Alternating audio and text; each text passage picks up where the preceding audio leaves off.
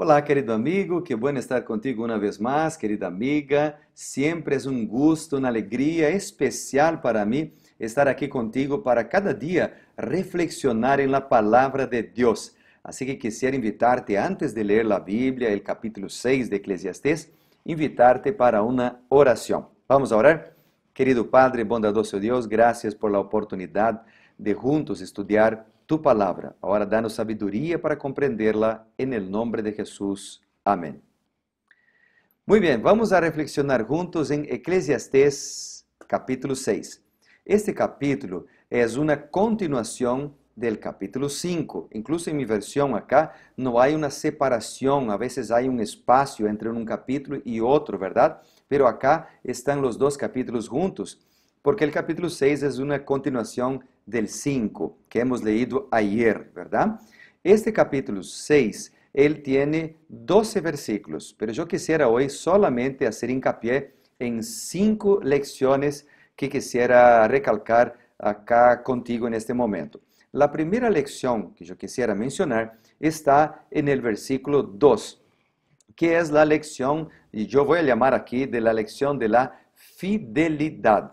¿Por qué? Vamos a ver aquí. El versículo 2 dice, vamos a leer el 1 y el 2 para agarrar todo el contexto. Dice, hay un mal que he visto debajo del cielo y que es muy común entre los hombres, el del hombre a quien Dios da riquezas, bienes y honra. Y dice, y nada le falta de todo lo que su alma desea o necesita. Entonces, el versículo 2 dice que Dios da riquezas, que Dios da bienes, que Dios da honra para el ser humano. ¿Y por qué yo digo que esta es la lección de la fidelidad? Porque todo, querido amigo, todo lo que nosotros tenemos, los bienes materiales, nuestra vida, la salud, todo lo que nosotros tenemos viene de Dios. Primera de Crónicas, por ejemplo, capítulo 29 y el versículo 14 dice, porque ¿quién soy yo? ¿Quién soy yo y quién es mi pueblo para que pudiéramos ofrecer algo voluntariamente al Señor? Y ahí en Crónicas 29, 14 dice, pues todo es tuyo y de lo que recibimos de tu mano te damos. Todo es tuyo y nosotros te damos lo que recibimos de tus manos. Qué lindo. Todo lo que nosotros tenemos, nuestra vida, nuestra casa, nuestras ropas, nuestra salud, nuestra alimentación, el corazón que late, ¿verdad? Nuestro trabajo. Todo lo que nosotros tenemos viene de Dios. Y cuando entregamos a Dios algo, los diezmos, las ofrendas, nuestro tiempo, los dones, es en la verdad solamente devolver a Dios algo que Él nos ha dado y que pertenece en la verdad a Él. Entonces, el versículo 2 para mí, por lo tanto, habla de fidelidad, de mayordomía, ser un mayordomo del Señor. Bueno, el versículo 6 es la segunda lección que yo quisiera recalcar. Dice, ¿acaso no van todos al mismo lugar? Acá nosotros ya recalcamos esto cuando en capítulos anteriores hablamos de la resurrección, ¿verdad? Pero acá el autor Salomón está hablando de la futilidad de la vida. Y esta es la segunda gran lección, que la vida es pasajera. Y si la vida es pasajera, hoy hay que tomar una decisión de entregar nuestra vida en las manos del Señor, hacer un compromiso con Él, dedicar nuestra vida en las manos de Dios y hacer siempre lo mejor. La tercera lección está en el versículo 7. Dice la Biblia, todo el trabajo del hombre es para su boca y con todo su deseo no se sacía. Para mí acá es la lección de la codicia o el peligro de la codicia. El hombre que quiere siempre más, más, más y usa las personas para tener cosas.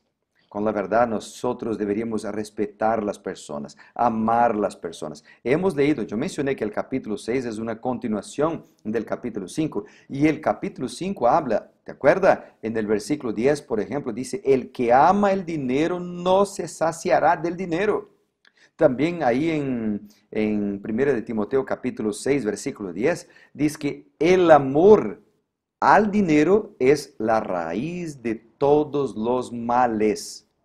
Es decir, el problema no es el dinero, pero el problema está en amar las cosas, amar los bienes materiales, amar las cosas y despreciar las personas. Por esto, esta lección para mí es muy importante. La penúltima lección, la de número 4, que yo quisiera recalcar, está en el versículo 11. Dice la Biblia, ciertamente las muchas palabras multiplican la vanidad. Muchas palabras multiplican la vanidad. ¿Te acuerdas que esta lección también está en el capítulo de ayer? Ahí en el capítulo de ayer habla de la importancia de no hablar antes de pensar. El versículo 2 del capítulo de ayer y el versículo 3. Por ejemplo, el capítulo 2 dice, el capítulo 5, versículo 2 dice, no te des prisa para abrir tu boca, ni tu corazón se apresure a proferir palabras. Y el versículo 2 aún dice, sean por tanto pocas tus palabras. Y hoy, acá en el versículo 11 dice, las muchas palabras multiplican la vanidad. Lo que el autor Salomón está mencionando es del peligro de los chismes. No sea un chismoso. También habla del peligro de la crítica, por criticar solamente. Y yo mencioné ayer, y hoy voy a recalcar una vez más, la internet hoy es un semillero de críticas. Muchas personas se van a la internet para criticar algo sin conocer los dos lados de la moneda, sin hablar con las personas involucradas, sin orar por las personas involucradas.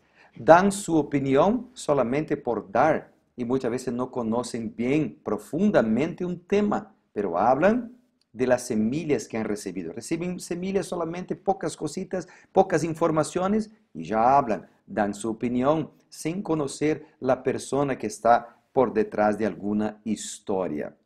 Así que, por lo tanto, Salomón menciona varias veces de la importancia de cuidar con nuestras palabras, ya sean habladas o escritas, ¿verdad? Entonces, este versículo 11 a mí me habla también del riesgo de ser una persona habladora, de ser una persona charlatán, o de ser un remolón, por ejemplo, una persona que habla sin pensar, que critica solo por criticar, que hace un chisme, que levanta una calumnia, por ejemplo, en contra de una persona, una organización o quizás una familia, qué sé yo. Entonces Dios nos está en este momento orientando para que tengamos cuidado. Si vamos a hablar de alguien, que sea algo bueno. Si no es algo bueno, vamos a hablar con esta persona. Vamos a orar por esta persona. Vamos a interceder a Dios los unos por los otros, porque Dios puede usarnos poderosamente. De nuestra boca puede salir palabras de esperanza para animar, para motivar, o pueden salir palabras para destruir vidas. Nosotros tomamos la decisión, nosotros elegimos, ¿verdad? No significa omitirnos delante de un problema o dificultad, sino hacerlo de la manera correcta, como Mateo capítulo 18, por ejemplo, nos orienta, ¿verdad? Bueno, y la última orientación, la última lección que yo quisiera mencionar que está acá en este capítulo, está entonces acá en el versículo 12, que es el último versículo del capítulo. Dice, y las últimas líneas, dice acá, ¿quién le enseñará al hombre lo que acontecerá después de él debajo del sol? ¿Quién les enseñará lo que va a pasar mañana? Bueno, nosotros no podemos leer el futuro, lo que va a pasar mañana, ¿verdad? Pero sí podemos conocer la Biblia y las profecías para tener seguridad, para tener quizás esperanza en nuestro corazón.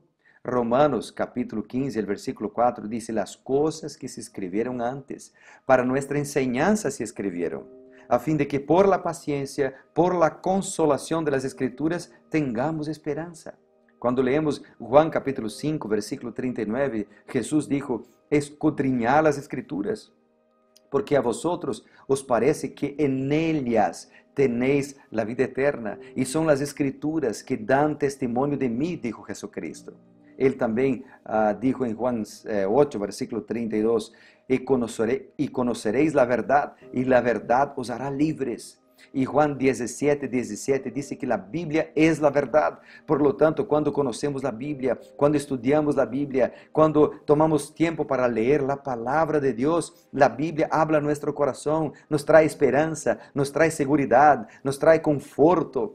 Y Dios nos está llamando, para mí, nos está llamando acá en el capítulo 6, para que tomemos la decisión de separar un tiempo para orar, separar un tiempo para buscar al Señor, separar un tiempo para estudiar su palabra y así ser confortados, orientados, reavivados.